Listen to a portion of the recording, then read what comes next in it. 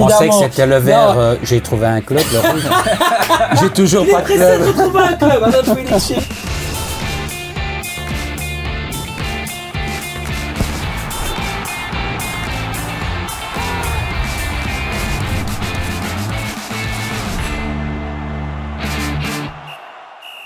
Parler ballon sérieusement sans se prendre au sérieux, c'est toujours mieux. Bienvenue dans un nouvel épisode du Clubhouse Football Time. Merci à vous d'être présents. Merci aussi pour votre fidélité lors de la première. C'est toujours évidemment un plaisir que de pouvoir lire vos différents commentaires et vos retours évidemment concernant l'émission. Aujourd'hui, petite nouveauté dans cette émission, nous allons accueillir des nouveaux consultants. Et oui, il y aura des nouvelles têtes dans le Football Time cette saison, dont une que nous vous présentons bien évidemment pour ce mois de septembre. Et j'ai nommé Monsieur Felice Matsu est dans la maison. Comment ça va, Felice?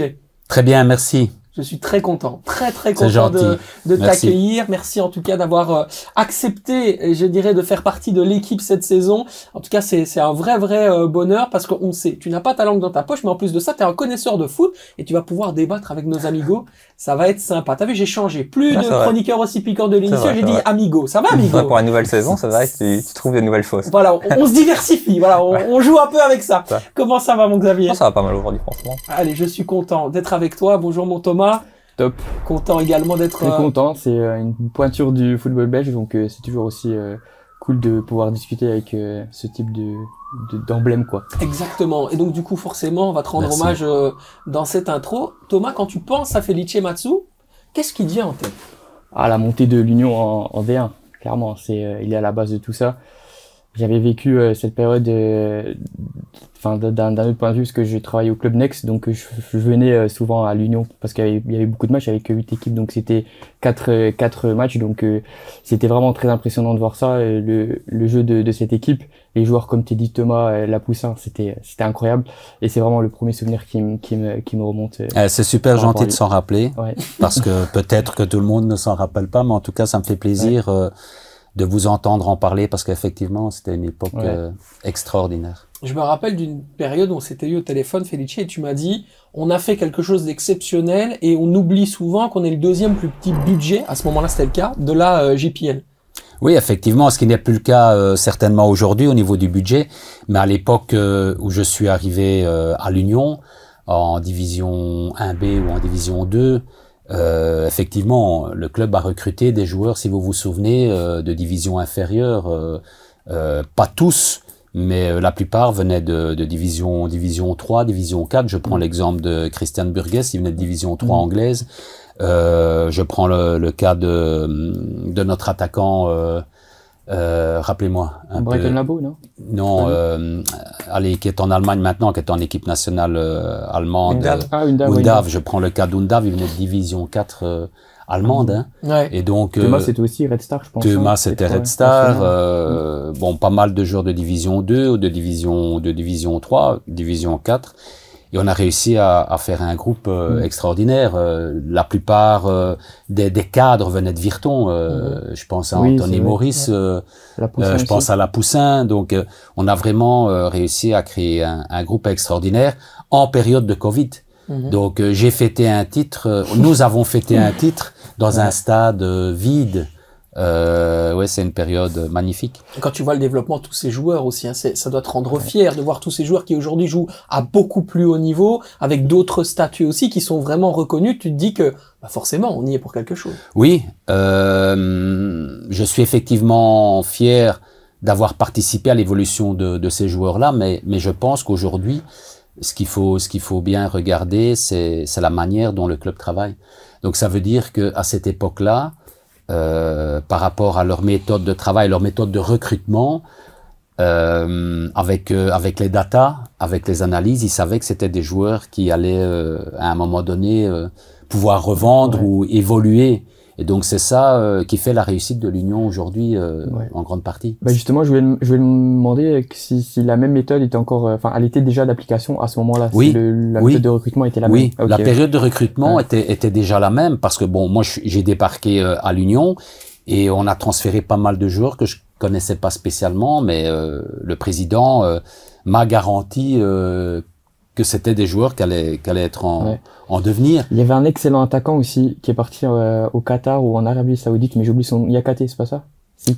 Oui, mais c'était pas avec moi. C'était pas avec toi, ça? C'est le joueur, c'est l'attaquant qui a mis 3 buts contre Anderlecht en Coupe de Belgique. C'était pas avec moi, c'était l'année précédente. C'était avec toi, ça. C'était l'année précédente. Il y a un joueur, enfin, il y a plutôt deux méthodes quand on parle de l'Union Saint-Gilloise, parce que ton style n'est pas fondamentalement un style, je dirais que tu sais t'adapter avec les statistiques, mais t'es quand même un humain avant tout et qui mise sur le rapport humain pour pouvoir aussi développer les qualités de tes joueurs. Tu sais jouer avec ça, mais à un moment donné aussi, tu vois qu'aujourd'hui, ça prend complètement le pas dans le football. On est vraiment dans les chiffres, etc.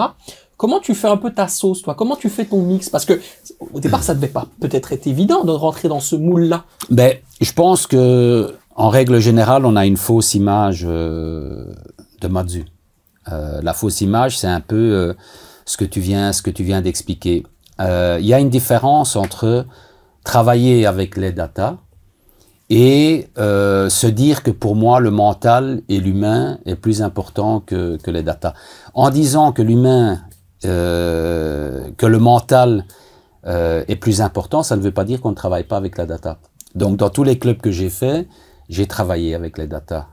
Mais pour moi, c'est pas ce qui est le plus important dans la gestion d'un groupe. Ce qui est important dans les data, c'est pour travailler des prévisions, pour analyser des joueurs, pour analyser les courses, pour analyser le physique, pour faire des prédictions. Mais les data sont pas là pour faire un changement, par exemple. Ce que certains clubs, et un club en l'occurrence que j'ai pas envie de citer, voulait que je fasse, c'est d'utiliser des data pour faire des changements en cours de match. Ah ouais, carrément. Voilà. Et donc, moi, ça, je n'y adhère pas parce que le foot ne doit pas devenir une robotisation. Ouais, c'est ça. C'est robotisé sinon. Une robotisation de l'humain. Et donc, moi, je me suis toujours battu contre ça en disant que l'aspect humain, quand on prend du plaisir, quand on est heureux de faire ce qu'on fait, on est beaucoup plus productif que de s'arrêter à des chiffres.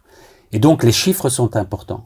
Et aujourd'hui, effectivement, le monde du football belge s'appuie énormément sur les chiffres. Et quand on voit les entraîneurs qui sont en place, je pense que les clubs s'appuient beaucoup sur les analyses statistiques, sur les datas. Mais on oublie l'humain, on oublie le mental.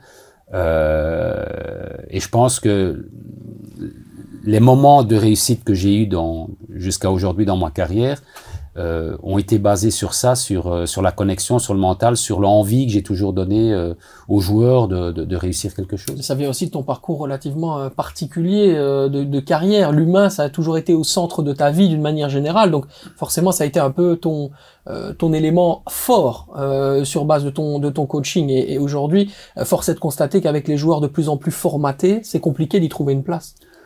C'est compliqué de trouver une place, j'en sais rien, parce que si je vous dis ça, ça veut dire que je m'assassine moi-même.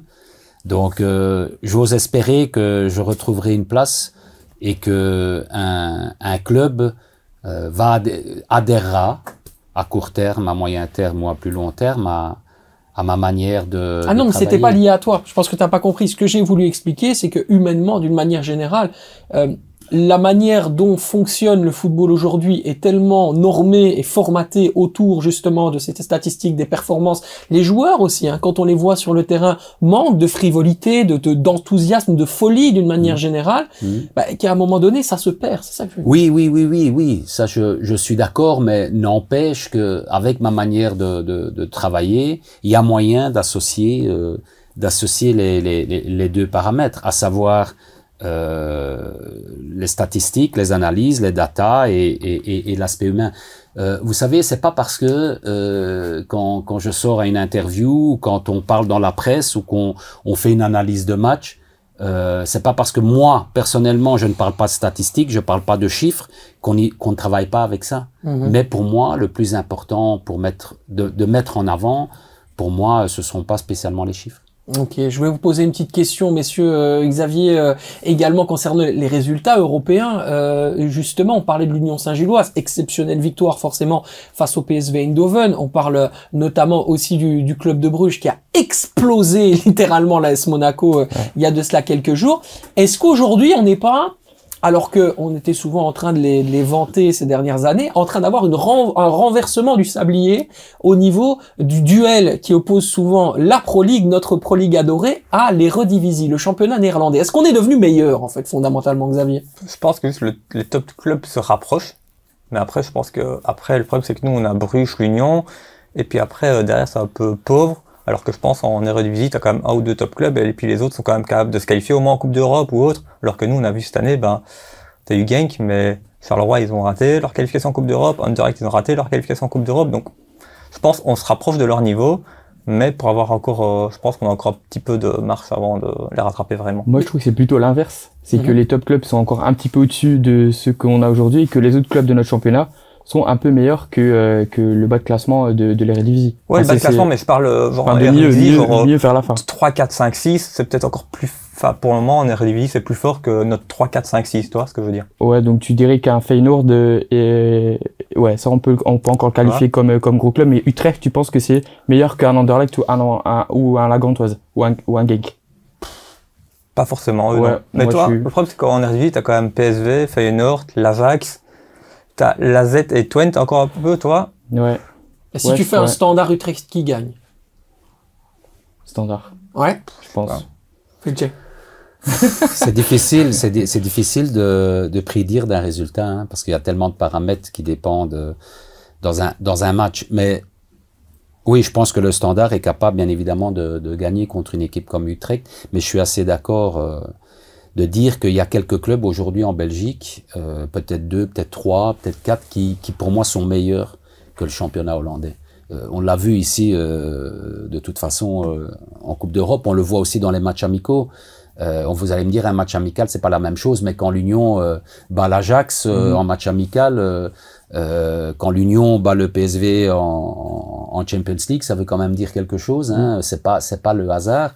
Donc pour moi, le championnat belge, en tout cas quelques équipes, 2, 3, 4, pour le moment des gangs, des gants sont un peu moins bien, mais sont capables au moins de rivaliser avec les meilleures équipes du championnat hollandais. Le retour qu'on me fait du terrain concernant ce débat, c'est que certains joueurs ont notamment exprimé, c'est beaucoup plus difficile de jouer et d'émerger dans le championnat de Belgique qu'aux Pays-Bas.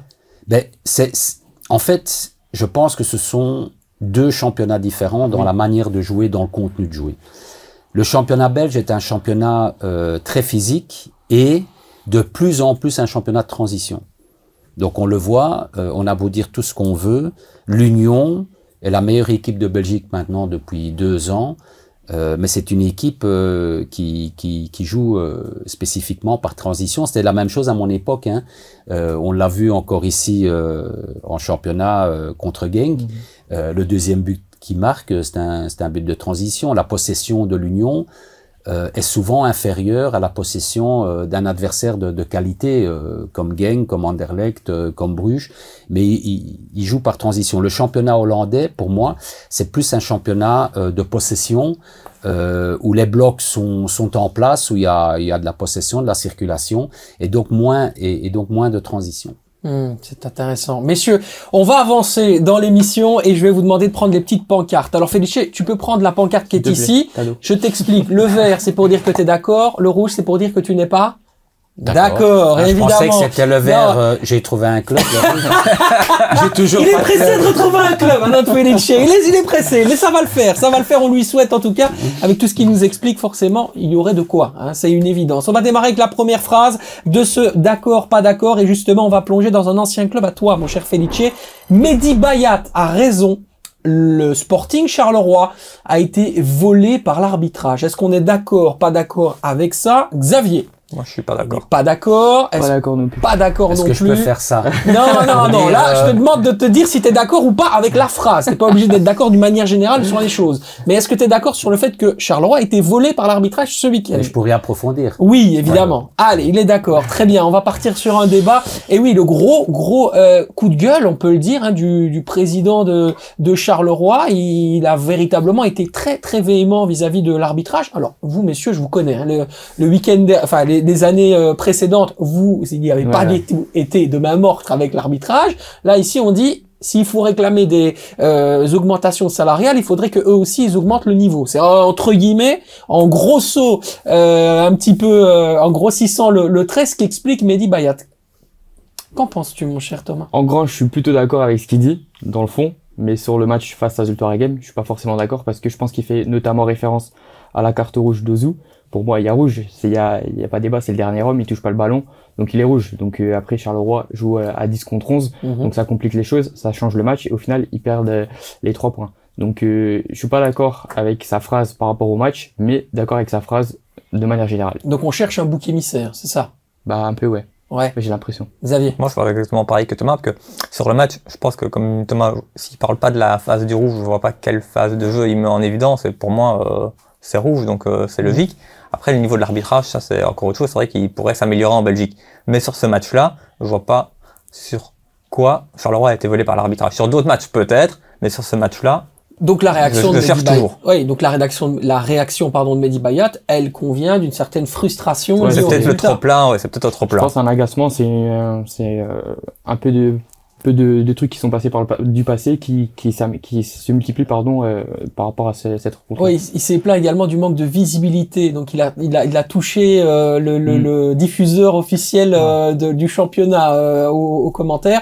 Bon, je pense qu'il a un petit peu mélangé tout, notre ami Mehdi Bayat. Ça aussi, il est un petit peu, on peut le dire, hein, moi je peux le dire aussi, parfois un peu excessif quand il n'est pas content du résultat de la rencontre. Je vais pas te mettre dans la sauce tout de suite. J'ai bien compris que, à mon avis, c'était peut-être compliqué à répondre pour toi, mais d'une manière générale. C'est pas compliqué. Et je pense que quand on a des débats comme ça, c'est bien de ne pas être d'accord les uns avec les autres. Je pense que c'est ce qui fait le piment, le piment du débat. Je vais pas être d'accord avec vous.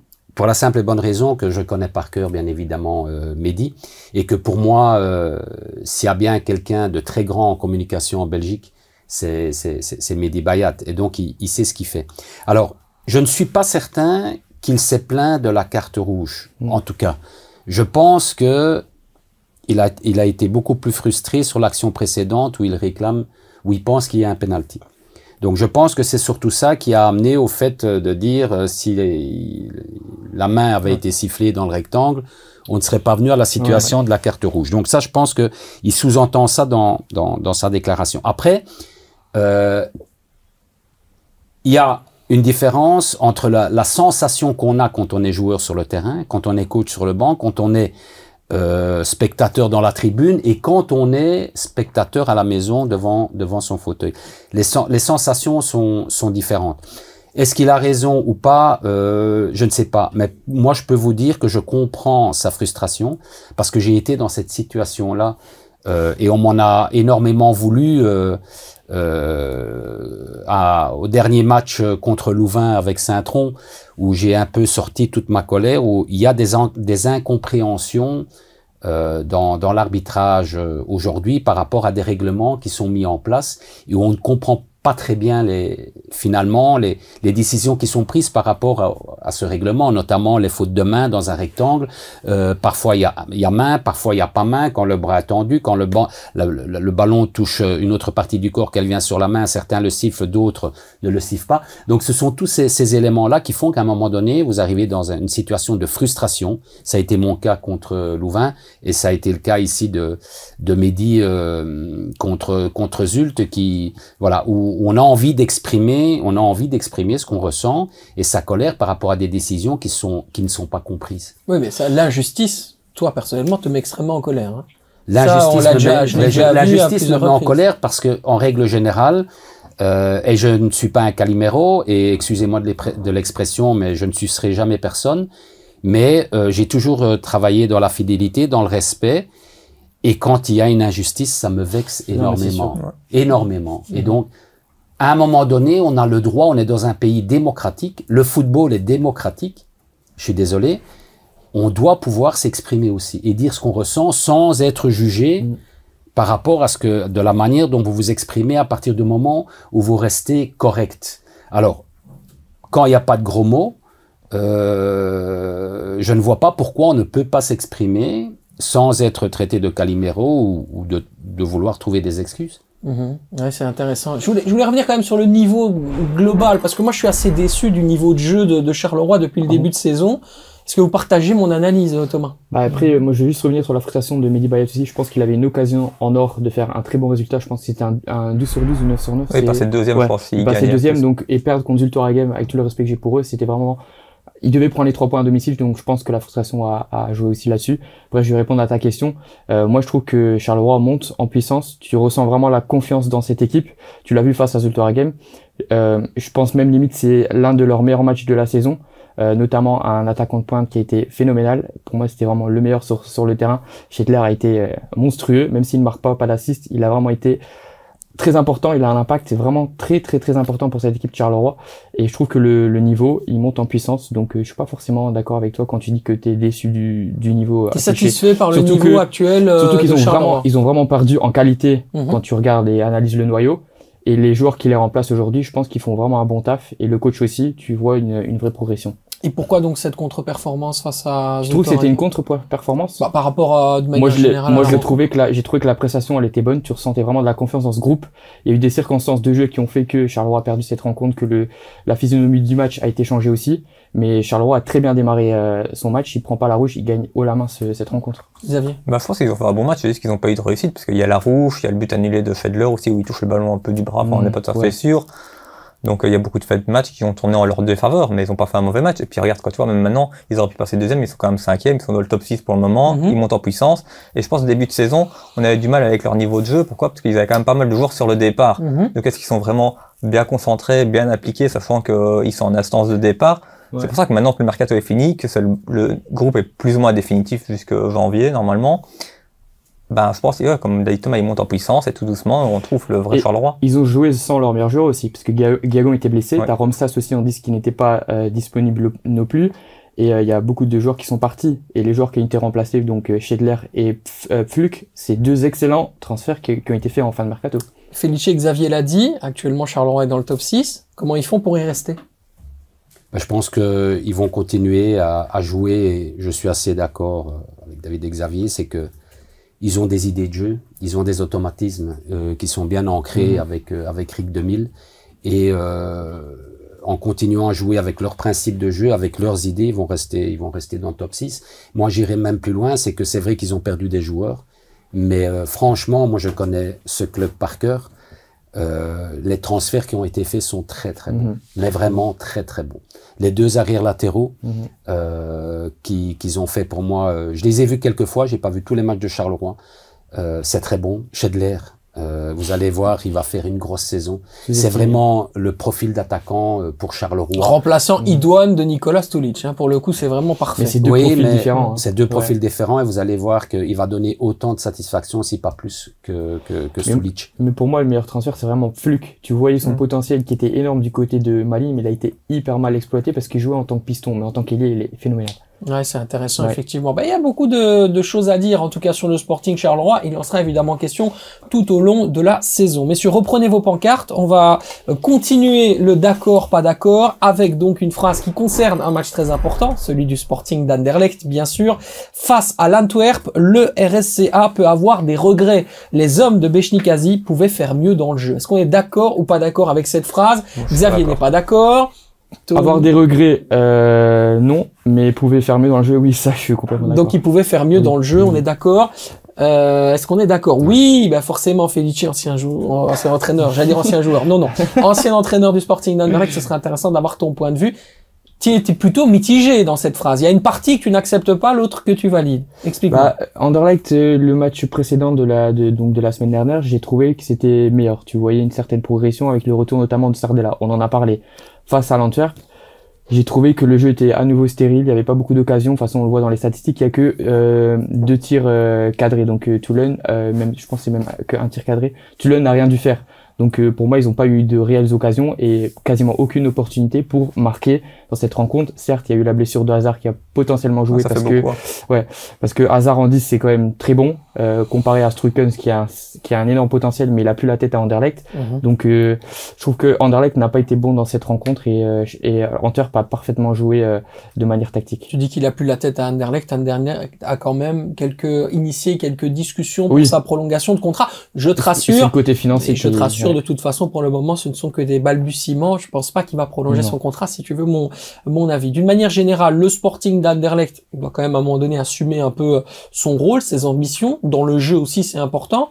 Est-ce que pour le moment, c'est une équipe qui a fière allure, Xavier? Le problème, c'est que comme dit Thomas, la semaine dernière, ils ont bien joué, je dis pas le contraire. Ici, c'était quand même un top match contre l'Antwerp. Et le problème, c'est que à l'échauffement, tu perds ton numéro 10, peut-être le gars qui fait le meilleur début de saison à Anderlecht. Enfin, pour moi, c'est un des meilleurs joueurs d'Anderlecht en début de saison. Tu dois le remplacer par Strukens qui a pas de rythme, qui joue jamais pour le moment. C'est un peu lui le dépositaire de ton jeu. Tu l'enlèves, tu dois mettre quelqu'un qui a pas de rythme. Donc c'est compliqué de faire un bon match, de se créer des occasions avec quelqu'un qui a pas de rythme, qui joue pas tout le temps. Donc ça aurait été un autre poste, c'est peut-être un match différent, mais c'est un poste tellement important, je pense, comme ça, que pour moi, Anderlecht s'en a bien sorti avec un match nul face à l'Antwerp.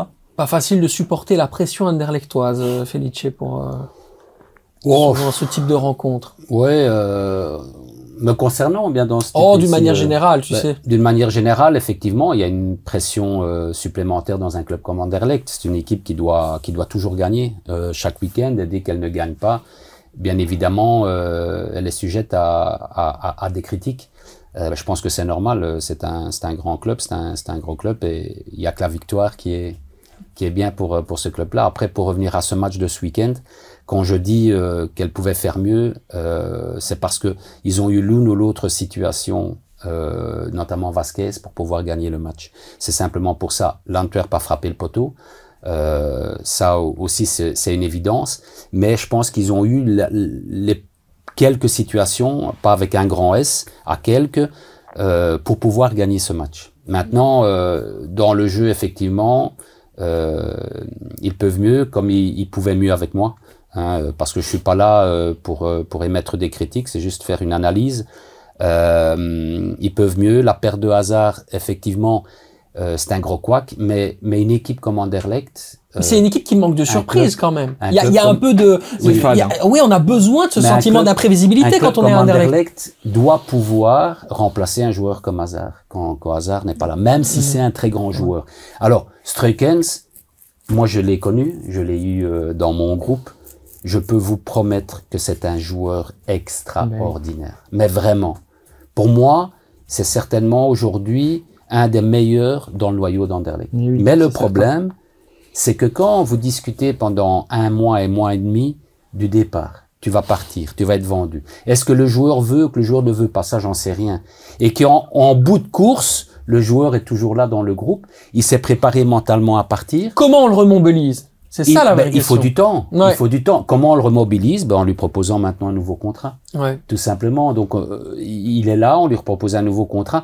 Et ce gamin-là a besoin de jouer, a besoin de retrouver de la confiance, a besoin de sentir que le club ne veut pas lui refaire signer un nouveau contrat pour le vendre, mais que le club veut lui faire signer un nouveau contrat pour qu'il apporte sa pierre à l'édifice. Oui, parce que c'est un super joueur, mais vraiment. Oui. Bah après, tu sais comment ça se passe aussi dans ce milieu. C'est pas nécessairement l'intérêt non plus des agents de libérer un joueur qui pourrait leur apporter en termes de contrat, même pour le joueur lui-même, beaucoup plus à partir de janvier et encore plus en cas de départ libre en juin. Quoique je pense qu'il ne ferait pas ça à Anderlecht. Il est possible qu'il le fasse, mais je pense que c'est pas dans les plans, en tout cas, de Mario Strukens que de partir libre du côté d'Anderlecht. Mais oui, c'est une situation relativement complexe. Moi, je voulais vous parler d'un homme, avant de passer à ton happening, c'est un certain Diawara, dans le milieu de terrain de l'Antwerp. Parce que je trouve ce joueur absolument fantastique. Il a remplacé Mahamadou Doumbia, parti du côté d'Al-Ittihad cet été. Et il a un gros potentiel. Ouais. Il a un très très gros potentiel. Je trouve que ça se sent qu'il a du ballon. La formation à la lyonnaise, on le sent. Est-ce que ça peut pas devenir à un moment donné, dans les prochaines semaines, un leader qui pourrait porter cette équipe de l'Inter? Il impose, et justement on l'a remplacé on a remplacé Doumbia par lui, et je trouve que le recrutement à ce niveau-là a été parfaitement exécuté. C'est vraiment quasiment le même type de joueur. Donc s'il progresse, parce qu'il est encore jeune, je pense qu'il a 20 ans, même que Doumbia au final. Donc non, je pense que c'est un joueur qui peut parfaitement progresser et devenir quelqu'un d'important du côté de l'Inter, c'est sûr. Et tu parlais tout à l'heure effectivement des raisons pour lesquelles certains joueurs n'ont pas été remplacés. Forcément, on le sait, Dolberg n'a pas été remplacé. On a vendu un joueur 21 millions d'euros, on l'a remplacé par un qui était même pas dans le groupe du côté de Bologne, qui est arrivé en prêt, c'est-à-dire Mihajlo Ilić. Est-ce que les problèmes financiers, c'était déjà quelque chose qui ancrait un petit peu la stratégie à Anderlecht à ton époque? Je ne sais pas, parce que j'étais pas dans les profondeurs de la direction par rapport aux problèmes financiers, mais si vous vous souvenez, à mon époque, on a fait des transferts et des prêts de joueurs assez jeunes, comme mon attaquant portugais, l'attaquant italien, Esposito, des jeunes, l'un ou l'autre jeune. Donc certainement qu'à un moment donné, par rapport au budget, le budget impose tel ou tel profil de transfert. C'est intéressant. T'as déjà, toi, imposé des profils, ou en tout cas mis en avant vraiment, que ce soit à Anderlecht ou ailleurs, t'es vraiment battu en disant ce joueur-là, j'en ai besoin cette saison, sinon je vais pas réussir?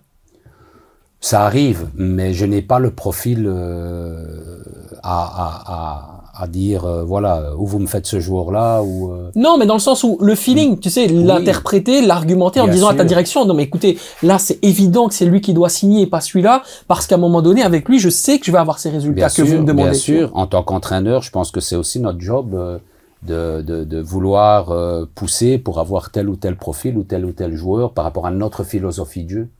C'est intéressant, en tout cas comme analyse. On va passer au match de la semaine, messieurs. Thomas, évidemment, on n'oublie pas, on allait passer au match de la semaine.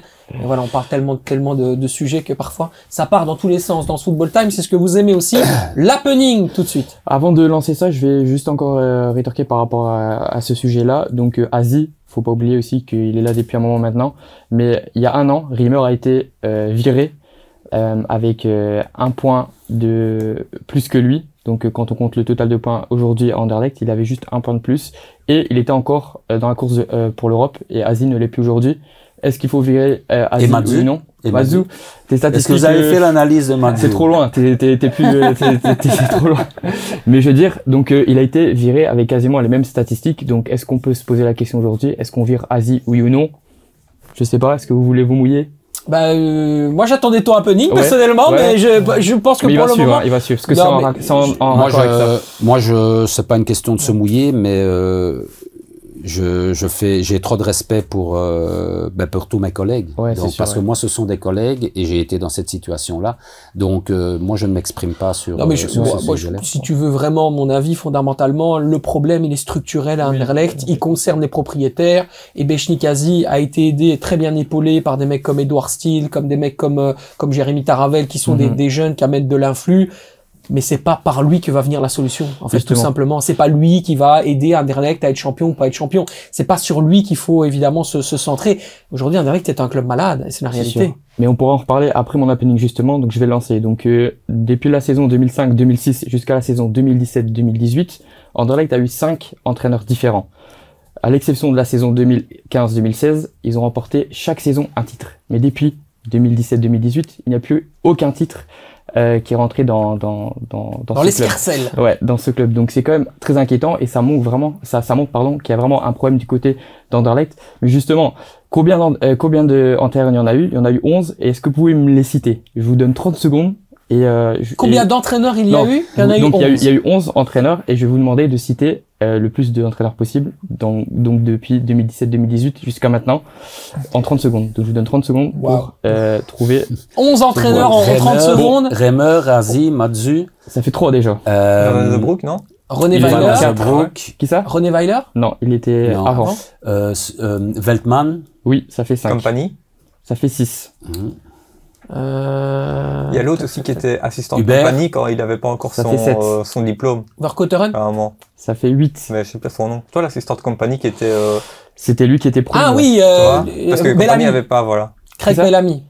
Non, c'était Davies normalement. Ah, Davies, voilà. c'est Davies. C'était Pardon. noté, Bon, bah, du coup, Davies. vous avez eu 9 points sur C'est 11. pas mal, hein. Ouais, Donc, c'est pas mal. Ceux que vous n'avez pas cités, c'était Fred Rutten, qui est passé, oui, l'Hollandais. ouais. Un petit passage qui est passé un peu inaperçu, visiblement. Et Bellocine aussi. Je préfère un autre, Exact. je préfère Renaud, moi, Rutten, personnellement, qui évidemment est un humoriste. Non, mais voilà, c'est en Donc, tout cas hyper intéressant de voilà. savoir qu'il y a une forme d'instabilité à Anderlecht En qui effet. parfois a pour conséquence ces résultats-là, Thomas. Donc la question que je me pose, est-ce que c'est à cause des entraîneurs ou est-ce que c'est à cause de la direction? Je pense que la question est assez évidente. Elle est Enfin, vite la réponse, répondue, plutôt. Oui, comme dirait elle est quelqu'un très sur les évidente. réseaux. Voilà, la question, elle est vite répondue. Et maintenant, la réponse, elle va être certainement dans vos bouches concernant le match de la semaine, messieurs. Et oui, le Standard gagne enfin. Après 3 défaites d'affilée, un match nul contre Malines. Voilà la victoire, 2-0. Belle victoire du Standard de Liège, il faut le souligner, contre Westerlo.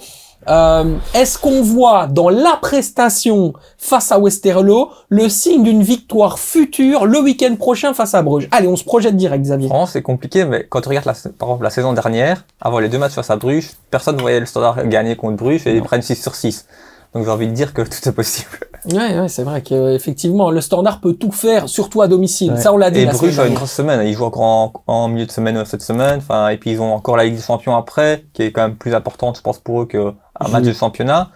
Donc, Mais Justement, est-ce après, il y qu'on a moyen retrouve ce qui faisait, excuse-moi, je Ouais, te donne t'inquiète, la parole dans t'inquiète. 2 secondes, je dirais le sel du Standard de Liège de la saison dernière dans ce Standard-ci. Est-ce qu'il y a toujours ce sentiment, malgré la victoire à domicile face à Genk, que quoi qu'il arrive dans les gros matchs, le Standard, ils vont le faire, c'est sûr. en tout cas, ils vont avoir, ils vont pas, je pense pas qu'ils vont en prendre 4-5-0. Je pense qu'ils vont peut-être, il y a moyen qu'ils fassent quelque chose. En tout cas, il y a eu beaucoup de satisfaction dans cette rencontre, on va y revenir. Thomas. Si Bruges aborde le match de la même manière que contre la Louvière, où justement j'en avais parlé la semaine dernière, ils avaient complètement déjà la tête au match contre Monaco, et ça s'est confirmé vu la belle victoire des Brugeois. Si Bruges donc aborde de la même manière, je pense que le Standard a vraiment une chance, mais je pense qu'ils vont quand même apprendre de leurs erreurs et ils vont aborder ce match différemment. Et c'est quand même le Standard, c'est pas la Louvière, et tout le respect pour la Louvière. C'est un match plus important pour Bruges. Il faut quasiment prendre les 3 points, c'est une évidence. Le Standard, dommage que Quentin ne soit pas là, même si Mazou, je suis très content qu'il soit là, mais par rapport à la semaine dernière, il n'avait pas l'air très confiant par rapport à ce Standard-là sous Evrard, mais je pense que Evrard a déjà montré ses qualités, son nouveau système et son style de jeu. Félicie, tu as vu le match du Standard à Westerlo. Est-ce qu'on a déjà, quand on est entraîneur, qu'on regarde ce match-là, vu les signes d'une équipe qui progresse par rapport aux années précédentes? Bien évidemment, en tout cas, pendant 60 minutes, moi j'ai vu un bon Standard par rapport aux semaines précédentes. Le fait le plus marquant du Standard, c'est évidemment qu'il joue dans un dispositif différent par rapport à l'ère Leko et par rapport aussi à Deila et à l'ère Retnich aussi du début de saison. C'est un style de jeu beaucoup plus fluide et je pense que pendant 60 minutes on a vu un bon Standard avec des automatismes et des idées qui commencent à se créer. Puis quand vous avez un entrejeu avec Nielsen et Marco Ilamar Itra, vous savez que plus ces joueurs-là vont jouer et plus ils vont être bons. Donc moi, très honnêtement, je suis très confiant pour ce Standard-là. Je suis aussi très confiant parce que moi je n'aime pas préjuger ou dire à l'avance ils vont gagner, ils vont perdre, ils font match nul. Pour moi c'est impossible à prédire ça. Mais je pense que le Standard va faire un bon match. Ouais. Ajouté à tout ce que vous venez de dire, moi j'étais présent à la Louvière Bruges et aucunement l'intention d'enlever les mérites de la Louvière parce que la Louvière fait un job extraordinaire, mais la manière avec un gros Bruges, Marco Spino, on l'a souligné la semaine dernière, Ouais. le gardien argentin qui était fantastique. qui est fantastique. Voilà. Mais quand vous voyez Bruges jouer contre la Louvière et que vous les voyez 3 jours ou 4 jours plus tard jouer contre Monaco, c'est pas le même. mentalement, même inconsciemment, il y a quelque chose qui s'installe chez les joueurs quand vous savez que vous allez jouer un match de Champions League. Je te rassure, tout à fait consciemment. Hein. Il n'y a pas d'inconscient. Il y a totalement une conscience et des joueurs qui, de manière tout à fait légitime, et moi je leur accorde tout à fait, jouent à la carte dans des matchs pareils et c'est tout à fait normal. Tu joues à domicile contre l'AS Monaco, tu sais que tu dois élever ton niveau de jeu et tu le fais dois gagner, tout à fait logiquement, quoi. Donc, évidemment que le Standard a toutes ses chances. Ouais, et puis il y aura évidemment pour, je crois, le club de Bruges, après, encore un match de Ligue des Champions qui arrive. À l'Atalanta. Ouais. Du côté de l'Atalanta. Bon, ça va, c'est une équipe qui leur a plutôt bien réussi la saison dernière. L'Atalanta qui est complètement dans les fraises, qui se déplace d'ailleurs, parce que ça c'est aussi important, exactement à la même heure du côté de à 18h, qui reçoit la Juventus de Turin. Donc attention, parce que eux aussi, ils ont un gros match à jouer. Donc je dirais la fatigue, elle sera bon an, mal an, un petit peu dans les deux camps. Thomas. Non, moi je suis confiant aussi par rapport à ce standard-là. C'est vraiment une belle équipe. Je pense que le noyau est même meilleur que celui de la saison dernière, parce que quand on regarde les joueurs, comme il disait, Nielsen, Ilay, Maritra, t'as aussi un Henry, t'as Saïd et Abid, vraiment deux joueurs à fort potentiel, un excellent gardien aussi. Il y a juste la défense centrale qui est un peu, on va pas dire bancale parce qu'ils ont fait un très bon match face à Westerlo, mais il y a des joueurs dans le noyau qui sont blessés actuellement, qui ont un meilleur niveau, donc ça peut que élever le niveau du standard. Justement, j'allais te poser la question, je reste avec toi. Du coup, parce qu'il a fait un excellent match, Ibrahim Karamoko, est-ce qu'il garde sa place dans défense centrale ou pas? Parce que ça peut être une super paire avec Omaou. Hein. Les deux comme ça, Castar, ça peut vraiment être pas mal. À voir s'ils sont vraiment complémentaires une fois que l'occasion se présentera pour qu'ils jouent à deux. Pour l'instant, je le garderai plus sur le banc en tant que joker, mais je suis complètement d'accord. Il a fait un excellent match face à Westerlo, et le match d'avant, quand il est rentré, il était très bien aussi, donc c'est un très bon joueur. Ça aussi, c'est le talent d'un Vincent Evrard, Felice, cette capacité à transformer un joueur qui, de base, n'a pas cette position-là. Il a certainement dû jouer à Versailles à l'époque à cette position, mais s'adapte aux demandes de son entraîneur, et qui est bon formellement. Il est même plus intéressant, je trouve, dans cette position. C'est vrai que voilà, il a sa place de prédilection, en tout cas où il a le plus de temps de jeu dans le passé, c'est en 6. Mais il a fait un très bon match. En plus, voilà, il a le gabarit et la taille pour jouer comme défenseur central. Après, c'est comme vous venez de dire, tout dépend de l'adaptation, de la connexion avec le joueur qui joue à côté de lui. Vous savez, moi je reprends toujours comme exemple, j'avais un défenseur central extraordinaire à Charleroi qui s'appelait Martos, qui s'appelle toujours Martos. Il n'a pas changé de prénom. Il n'a pas changé non plus de prénom et de nom, qui est reparti en Espagne. Et ce joueur-là rendait meilleur tous les joueurs qui jouent à côté de lui. Je pense à De Soleil, je pense à De Wast, je pense à... allez, ça me revient plus. Enfin, soit, il avait cette capacité à rendre meilleur les joueurs qui étaient à côté de lui. Et donc, tout dépend de cette complémentarité. Un joueur qui a quelqu'un à côté de lui, qui a de la connexion, qui a de la communication, qui a du coaching, peut être bon un jour et ne plus l'être le lendemain parce qu'il joue avec un autre. Moi, je pense que Karamoko pas doit, mais peut jouer comme titulaire. Et puis, ça dépendra du moment, ça dépendra de l'adversaire. Vous jouez contre un pivot, un gabarit extraordinaire, il conviendra peut-être le mieux qu'un autre, alors que vous jouez contre un attaquant de vitesse, d'explosivité, peut-être moins. Donc, Le seul truc par contre que j'ai pas compris de Vrard, c'est le fait que Fossi soit remplacé à la mi-temps. Bon, ça c'était par blessure, ça on le savait, mais qu'il ait fait rentrer Lorenz et pas Messatou, parce que Messatou de formation c'est un arrière droit, et j'ai pas compris pourquoi il a fait rentrer Lorenz, surtout que j'ai pas été convaincu par son entrée. C'est la seule erreur que je pourrais éventuellement notifier du côté de Vrard, ou la compréhension que j'ai en tout cas. C'est qu'il le considère comme un défenseur. Ouais. Ou bien c'est 2-0 à la mi-temps, tu fais rentrer un profil un peu plus défensif. Ouais, peut-être, ouais. C'est possible, parce que c'est vrai que Nayel Messatou sur ce début de saison, c'est plus quasiment un 8-10, qui joue très très haut, donc ça dépend aussi sur le début de saison. C'est pas facile aussi pour un joueur de se mettre dans un logiciel défensif quand on a, par exemple, fait une préparation où on s'est vraiment construit comme un joueur offensif. Ça doit être la raison. Voilà, c'est bon, après, il a repositionné Mort aussi, du côté gauche, donc je me dis... On parle des individualités, on va parler d'un joueur que tu connais bien, Casper Nielsen, buteur dans ce match, joueur très très important, très intéressant, mais qui, et moi je pense, à un moment donné, a eu des problèmes, des vrais problèmes physiques pour retrouver son rythme, son niveau de jeu. Toi tu le connais bien. Est-ce que tu crois à sa réussite au Standard de Liège? J'y crois à 100%, parce que moi je n'aime pas dire à 200, à 300, parce que ça n'existe pas. Ça je comprends pas. Ça. Voilà, ça n'existe pas. Donc moi j'y crois à 100%. Alors, pour plusieurs raisons, je l'ai eu évidemment à l'Union. C'est un joueur extraordinaire, un profil c'est un professionnel comme il en existe peu en tout cas, et c'est un travailleur acharné. Et donc il va réussir. C'est certain, il va réussir. Après, il faut bien tenir compte. C'est un joueur qui a besoin de jouer, d'enchaîner des matchs, de prendre du rythme. Il faut bien tenir compte qu'il n'a pas joué beaucoup à Bruges, qu'il est arrivé au Standard et il s'est blessé. et donc qui manque de rythme, qui manque de tempo. Ajouter, et ça, je n'en divulguerai pas les détails, mais il a eu des graves problèmes personnels, familiaux.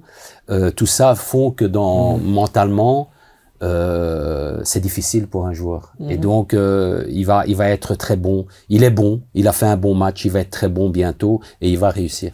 Ouais, c'est un joueur effectivement dont on attend énormément, qui est considéré comme Marco Leara-Mitra, comme un véritable leader dans ce cœur du jeu, qui doit pouvoir apporter quelque chose en plus que ce qu'il apporte. Face à Westerlo, il a fait le travail, mais on sent aussi que sur les fins de match, à chaque fois, il s'éteint un petit peu. Oui, et moi, je vais peut-être une question pour Felice, il sera peut-être plus répondre, mais c'est un joueur que j'adore, hein, donc clairement. Mais je crois qu'il a été bon son année à l'Union, enfin ses années à l'Union, la première année à Bruges, c'est quand il avait un milieu à 3, avec 3 joueurs capables de faire aussi le travail défensif. Ici, le problème, on sait, il joue juste à 2 avec Marco à côté. Est-ce que c'est un système et un entre-jeu qui lui convient vraiment bien? Je suis assez d'accord avec toi. Donc, il est beaucoup plus performant dans un entre-jeu à 3, où il peut soit venir se replacer en 6, soit faire des appels en pénétration sur le côté, parce qu'il aime bien le côté droit. Dans un milieu à 2, c'est plus difficile. Ils doivent aussi assurer la sécurité défensive, donc c'est un ou l'autre, tandis que dans un milieu à 3, il y en a un en général qui est beaucoup plus fixé, et puis il y a les 2 autres qui peuvent sortir. Mais c'est un joueur extrêmement intelligent et je suis sûr qu'il va s'adapter dans la longueur des semaines. Ouais, c'est intéressant. On parlait justement de ton époque unioniste et du fait que tu connais bien Casper Nielsen. L'Union continue très logiquement, avec forcément un but dans les dernières secondes, mais un but quand même, avec une victoire face au KRC Genk, qui va évidemment faire plaisir à Sébastien Boccognoli, ancien joueur de Genk. C'est dingue, cette équipe a vraiment aujourd'hui compris comment on tenait le large et comment on restait complètement régulier, Xavier. Oui, puis après, c'est quand je pense les victoires amènent les victoires aussi, hein, quand tu as la bonne dynamique de groupe ou autre. Ça fait beaucoup. Peut-être qu'ils avaient perdu contre le PSV. Peut-être que ce week-end, contre Genk, ça aurait été complètement différent, alors qu'ils ont fait un super match contre le PSV, mais ils ont aussi quelques faits de match qui sont en leur faveur, qui font qu'ils puissent s'imposer, toi. Et donc, le match du PSV, il tourne peut-être dans un autre sens. Peut-être que après la machine déraille. Pour le moment, tout fonctionne très bien pour eux. C'est super. Je leur souhaite que ça continue. Faudra voir quand il y aura le premier petit couac, si ça va continuer comme ça. La machine va pas dérailler à l'Union. Je pense pas. Je pense pas parce que tout est stratégie, tout est calculé. C'est pas un hasard qu'un réserviste rentre et qu'il mette le but de la victoire à Genk. C'est pas le hasard. De nouveau, on va revenir à leur stratégie de fonctionnement, de transfert. Ils savent très bien, en tout cas le président Mouzio sait très bien ce qu'il fait. Quand ils veulent transférer un joueur, et je pense que tout est conçu pour que cette équipe-là continue à fonctionner, même s'il y a un absent, même s'il y a un blessé. Leur méthodologie de travail est aujourd'hui pour moi quasi parfaite. L'Union champion, Thomas. L'Union champion, oula, je vais te relancer sur la saison dernière. Bah, saison dernière, oui, j'avais dit oui, mais là, on est quand même assez tôt dans la saison, mais j'ai tendance à dire oui, même si Bruges est quand même très impressionnant aussi, mais c'était intéressant ce que tu disais dans ta phrase, et ce qui est aussi intéressant dans ce que tu as dit, c'est que c'est pas un hasard que le réserviste marque, mais le but est amené par un réserviste, un autre réserviste, et fini par le réserviste. Ouais, c'est clair. Puis il y a vraiment une euphorie de manière générale. Je vous invite à revoir bien évidemment les images de l'hymne de la Ligue des Champions ressenties par les joueurs. C'est exceptionnel. Ça donne des frissons à voir à quel point ils sont en train de vivre un rêve pendant qu'ils le vivent. Et les images du gars qui se rend compte de ce qu'il est en train de vivre au moment où il le vit, voilà, j'en parle, j'ai les frissons, quoi. C'est ça le football, c'est les émotions. On le met pas assez souvent en avant. Mais c'est les émotions, et donc on en revient à notre début d'émission. C'est que l'émotion est plus importante que la robotisation. Et donc dans la robotisation, il n'y a pas d'émotion. Parce qu'on sait ce qui va se passer, on sait comment ça va se passer, on sait qu'on est figé, on sait qu'à ce moment-là on doit faire ça, à un autre moment on doit faire autre chose. Tandis que l'émotion, c'est ce qui rend le plaisir, c'est ce qui te rend heureux, et donc tout ce qui fait partie des émotions dans le sport, que ce soit football ou autre, ben c'est pour moi la plus belle partie du sport. Ouais, puis je l'écoute et je me dis que Anderlecht a changé radicalement tout le temps d'idées, d'état d'esprit avec tous les entraîneurs. Ouais, parce que quand on entend Felice Matsu, c'est complètement l'opposé de ce qu'on pouvait entendre chez Vincent Kompany, qui disait à ses joueurs, et j'en ai parlé avec Adrien Trebel, à un moment donné, si vous faites ce que je vous dis, vous allez gagner, puis c'est tout, comme des robots, quelque part. Et donc, c'est intéressant d'avoir aussi le sentiment de se dire, mais en fait, on comprend mieux pourquoi, on revient un peu en avant dans l'émission, certaines rencontres ne se passent pas comme prévu à Anderlecht, certains matchs ne sont pas gagnés, parce que quelque part, il y a beaucoup de zones d'incertitude, et surtout, ça va trop vite, il y a trop de changements tout le temps partout. Ouais. Et donc, forcément, on ne s'y retrouve plus. C'est aussi pourquoi il n'y a plus l'ADN Anderlecht. Thomas, tu voulais dire un dernier petit mot, ou on passe à notre séquence suivante? Tu peux passer à ta prochaine séquence. Et ce sera donc l'instant diable. Ce sera donc l'instant diable, parce qu'on va parler d'un homme qui est revenu véritablement du diable Vauvert. Après une grosse dispute avec Russell Martin, son entraîneur des Rangers, il est de retour comme titulaire, et bam! Directement, il arrive à marquer après une prestation fantastique avec les Diables. Il est là, il est de retour, et il va certainement encore nous régaler. Pourquoi pas avec un transfert au mois de janvier. Je parle évidemment de Nicolas Raskin du côté des Rangers. Messieurs, il y a beaucoup d'embouteillages dans le milieu de terrain du côté des Diables, mais quand même, j'ai une petite odeur d'un petit Rudy Garcia qui commence à aimer de plus en plus notre Nicolas Raskin. Est-ce qu'on le voit titulaire? Je pense que Rudy Garcia aime bien son milieu de terrain actuel. Là, on a vraiment un milieu de terrain très intéressant, surtout que Van Aken, il n'était pas titulaire dernier match, mais il monte en progression aussi. C'est aussi un élément qu'on devra prendre en considération pour la Coupe du Monde.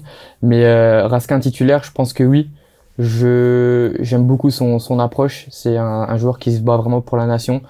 Et on pourrait mettre qui à sa place aujourd'hui? Il y a un vrai sentiment d'identification chez Nicolas Raskin, ça c'est vrai. Et en plus de ça, j'ai un peu l'impression que ça fait du bien d'avoir un milieu de terrain qui a du ballon, qui aime jouer avec le ballon, avec des milieux de terrain qui sont des milieux de terrain de « mets-moi le ballon dans les pieds », en gros, pour vous le synthétiser. Là, on a du Tielemans, on a du Kevin De Bruyne, on a du Raskin. C'est que des mecs qui, à un moment donné, peuvent trouver les lignes de passe pour faire des différences. Mais comme tu l'as dit tout à l'heure, il y a de l'embouteillage là au milieu. Alors Raskin j'ai pas envie de dire doit être titulaire, mais peut être titulaire, parce qu'il a les qualités pour être titulaire. Après, il y a Tielemans, il y a Onana, il y a De Bruyne, il y a Van Aken. Mais si tu dois choisir, parce que ouais, forcément, c'est le jeu. Tu préfères moi je choisis le joueur, comme tu viens de dire, qui a du football, qui peut, parce que la Belgique aujourd'hui, je pense, peut et doit être conquérante, doit avoir le ballon. Surtout dans le groupe qu'elle est actuellement, la Belgique ne peut pas positionner des joueurs pour défendre, mais doit positionner des joueurs pour attaquer. Donc Raskin est un joueur de ballon, un joueur qui fait jouer les autres, et donc je donnerais la préférence à Raskin si j'étais sélectionneur, mais je ne le suis pas, parce que les non, mais ça, on sait, on a voilà, vous Merci avez Felice, c'est gentil. Je suis ni sélectionneur ni coach, donc je sais pas si tout ce que je dis finalement a un sens, mais je le dis quand même. Oui, il pourrait évidemment être titulaire dans l'équipe nationale. Ceci dit, et là c'est tout à fait pertinent par rapport à ton analyse, la dernière fois que la Belgique a bien fonctionné, c'était Axel Witsel dans cette position de meneur de jeu arrière, meneur de jeu faux numéro 6. Ici, avec Nicolas Raskin, enfin on en a un. On a un numéro 6 qui est le premier lanceur de son équipe et qui fait jouer les autres. Ben, Raskin est un joueur qui peut pas jouer trop haut.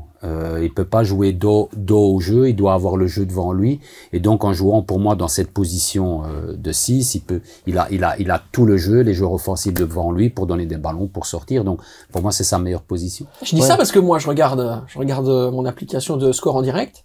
Je vois Amadou Onana encore blessé au jambier. Je vois Roméo Lavia encore blessé. Et puis j'en vois un qui n'arrête pas de marquer, qui n'arrête pas d'être décisif et qui est de plus en plus important dans son effectif. Et surtout, qui marque des points quand il joue des matchs avec les Diables Rouges. C'est ça pas en club, avec les Diables, Thomas. C'est ça qui est important, mais c'est trois profils enfin, tu viens de citer trois joueurs, c'est trois profils différents. C'est ce que Felice expliquait. Par exemple, Raskin est peut-être un élément un peu plus offensif que un certain Onana, et c'est aussi un chasseur dans le côté défensif.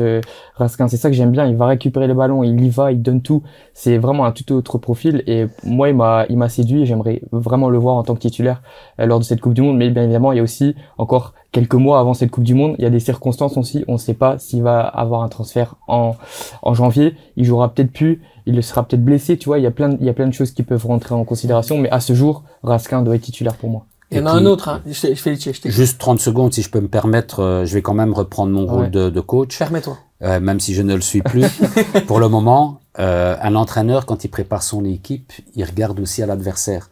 Donc, est-ce que l'adversaire a de la grosse qualité et donc va être conquérant et on va passer quand même une partie du match à défendre, ou bien l'adversaire, logiquement, est de moindre qualité, on va passer une partie du match, une plus grosse partie du match à attaquer. Et donc, si Raskin n'est pas titulaire parce que tu joues, je sais pas moi, tu joues le Brésil, peut-être que ça peut se comprendre aussi. Donc, dans la tête d'un coach, il y a tous ces paramètres-là qui rentrent aussi en ligne de compte. Et peut-être qu'un transfert donc au mois de janvier pourrait l'aider à passer encore une étape en termes d'intensité, d'impact, de championnat, de niveau d'une manière générale. Ce serait évidemment fort bienvenu. Je voulais te parler également, Felice, d'un joueur très important qui a réussi un doublé ce week-end dans un match très important de Ligue 2 avec Saint-Étienne face au club préféré de Thomas, c'est le Stade de Reims. En France, évidemment. Sinon, c'est Moucron. On n'a pas encore parlé de Moucron dans cette émission, mais ça va venir. Bientôt avec toi. Ils sont premiers actuellement là, en Détroit. Donc on arrive. Voilà, avec un grand Skokar. Ouais, 3 buts de Knokar. Coup franc, penalty. Après, je sais plus, j'ai pas vu les buts, mais. Il suit, hein. Ouais, il connaît Moucron. Vous allez être copains cette saison, je le sens. Il sait que Moucron va revenir et il cherche un club. Il a le livre. Je connais, je suis Moucron parce que c'est mon papa, malheureusement, entre guillemets, il est dans un home et il raconte à toutes les personnes du home que j'ai signé à Moucron. Il pense que, en fait, c'est Saint-Tron. Ouais. Il pense que je suis toujours à Saint-Tron, mais il parle de Saint-Tron en parlant de Moucron. Donc voilà, c'est pour ça que j'ai Moucron en tête et que je les suis finalement un petit peu. Voilà, c'est évidemment un club très important pour notre histoire du football wallon. Non, mais je voulais parler simplement de Nicolas Raskin, donc auteur d'un doublé dans le match de Lucas Tassin, pardon. C'est dingue. Je fais toujours des inversions avec ces deux joueurs. Lucas Tassin, bien sûr, auteur d'un doublé contre le Stade de Reims. Tu le connais fort bien, c'est toi qui l'as lancé, je pense. Du côté du Sporting d'Anderlecht. Incroyable traversée. À un moment donné, il est resté du côté de Saint-Étienne un peu contre sa volonté, mais même en Ligue 2, il continue à marquer. C'est dingue qu'on soit passé à côté d'un talent comme ça au RSC. Alors, je l'ai lancé, je ne sais pas, mais en tout cas, je lui ai donné l'opportunité d'avoir un peu de temps de jeu en équipe première, tout simplement parce que en équipe B, c'était le meilleur buteur, c'était le meilleur buteur de la série. Et nous, on peinait quand même à marquer à cette époque-là. Et donc, voilà, je me suis dit, mais on a Lucas là-bas qui n'arrête pas de marquer. Autant lui donner du temps de jeu. Et effectivement, c'est un joueur, on le voit, hein, c'est un joueur sublime qui sent le coup. En fait, c'est un profil vraiment atypique parce que c'est un joueur qui peut garder le ballon comme pivot, mais qui fait toujours aussi des appels dans les bons espaces et qui est vraiment facile devant le but. Il est toujours positionné. En fait, il me fait penser un peu à Perbet, à Jérémy Perbet. Si vous vous souvenez, Jérémy a marqué des buts incroyables où le ballon rebondissait 2-3 fois avant d'arriver dans ses pieds où il est positionné au bon, où il n'avait plus qu'à la mettre. Eh bien, Lucas Tassin est un joueur un peu comme celui-là qui sent les coups, qui a un profil atypique, qui sait tout faire, qui sait garder un ballon, qui sait faire des appels, qui peut frapper du pied gauche, qui peut marquer de la tête, qui peut frapper du pied droit. Donc pour moi c'est le futur attaquant de l'équipe nationale. Ouais. Waouh. Bah je suis d'accord, je suis plutôt d'accord avec lui. Ligue 1 ou je pense qu'on a la phrase, hein. On a la phrase. Lucas Tassin est le futur attaquant de l'équipe nationale. Ça me choque, mais c'est intéressant d'avoir ton point de vue par rapport à ça. On va aller un peu plus loin dans le débat. Thomas. C'est l'après Lukaku, bien évidemment, hein, parce qu'on parle pas d'aujourd'hui. Hein. J'ai des futurs. Hein. Ouais, futur, non, mais je suis complètement d'accord avec toi. Ligue 1 ou Ligue 2, Tassin doit être appelé dans cette équipe nationale. On s'en fout qu'il joue en Ligue 2, en Ligue 1. C'est un excellent attaquant. Si on a pu appeler Norman Bassett la saison dernière, on peut parfaitement appeler un certain Lucas Tassin qui marque, qui est vraiment très important dans le jeu pour Saint-Étienne aussi. Et pour l'instant, on a Batshuayi. Batshuayi, il ne joue plus, il marque plus. Donc, j'ai pas trop compris le choix de Rudy Garcia lors du rassemblement précédent. Mais dans le prochain rassemblement, Lucas Tassin doit être dans cette équipe. Mais surtout la façon dont il s'est remis mentalement, il est fort le gamin, parce que se remettre d'un transfert avorté comme ça, tout le monde le voyait partir, il s'est battu pour effectivement aller saisir cette opportunité. Finalement, le groupe Kilmer, propriétaire de Saint-Étienne, a dit que nenni, et puis finalement, il se remet en selle et il marque. Très fort mentalement. Parce que le gamin, il a vécu, son père le disait dans les médias hier ou avant-hier, je sais pas, il a été harcelé tous les jours pendant la période de mercato. Donc vous imaginez un joueur ou tout être humain, peu importe joueur ou pas, mais mentalement comme ça être harcelé, tu vas partir, tu vas pas partir, il y a ce club-là qui s'intéresse, il y a ce montant-là, on te promet ce montant, et être quand même présent sur le terrain comme il l'est. Parce que la fatigue mentale, c'est quelque chose aussi dont il faut tenir compte. C'est énorme, une fatigue mentale. Donc certainement qu'il a eu un peu de fatigue mentale par rapport à cette période qu'il vient de vivre, et il est toujours là. Donc mais chapeau. Justement, ça montre quel type de joueur il est, et c'est très important. Et Rudy Garcia va prendre ça en considération, son côté mental aussi. Le mec, il joue en Ligue 2. Enfin, il arrive il devait partir, il joue en Ligue 2, il arrive à se remobiliser tout seul, et il est incroyable, franchement. C'est très beau ce qui se passe pour lui. Thomas, objectivement, quel gâchis pour le Sporting d'Anderlecht. Comment est-ce qu'on a pu passer à côté d'un talent pareil? Bah, comment on a pu se passer, c'est comme il disait, c'est Felice qui l'a un peu lancé en D1A. Ensuite, non, mais c'est une erreur. Et moi, en plus, j'ai de bons liens avec Jesper Fredberg, mais je lui ai déjà dit, c'est une erreur incroyable de sa part que de ne pas avoir cru en un gamin qui vivait pour Anderlecht, aimait Anderlecht, dont le père était complètement dans le club, qui a joué à Anderlecht et qui était quasiment de la région. Bon, il vit évidemment pas très loin de Bruxelles, mais ce que je veux dire par là, c'est que c'est des joueurs comme ça dont Anderlecht a besoin pour se recentrer. Mais le problème, c'est qu'il a été barré par des joueurs avec un statut assez important. Je pense notamment à un certain Fabio Silva qui avait été prêté par Wolverhampton.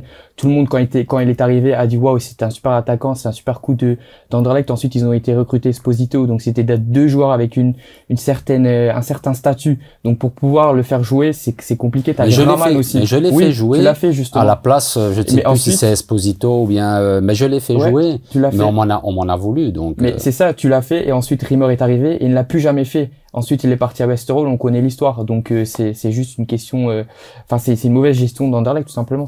Il voulait un attaquant de statut, et pour moi c'était même raté, Silva et Esposito. Et avec la mentalité qu'il a prouvé ces dernières, évidemment on ne peut pas juger le passé, mais vraiment, avec ce qu'il a prouvé ces dernières semaines, je suis certain qu'il serait battu pour sa place et qu'il aurait obtenu une position de titulaire, qu'il aurait marqué des buts et qu'il aurait forcé le destin. Parce que c'est dans son état d'esprit. C'est sûr et certain que Lucas Tassin, c'est pas Ronaldo Nazario d'Alima. C'est une évidence, ça se voit dans son jeu. Mais il a tout ce dont on a besoin quand on est attaquant. Le pragmatisme, le sens du but et la fin, la grinta. Et ça, excusez-moi, mais il y en a pas beaucoup à Anderlecht qui en avait. Le dernier qu'il avait, il est en train d'exploser du côté de Sunderland, c'est Noah Sadiki. Donc voilà, ces deux gamins-là, ces deux grosses pertes.